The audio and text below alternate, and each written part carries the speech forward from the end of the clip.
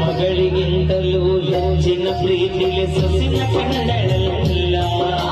ಸೊಕ್ಕಿನ ಸೊಸೆಯು ತಾಯಿಯ ಹಂಗ ನೋಡಿಕೊಳ್ಳಲಿಲ್ಲ.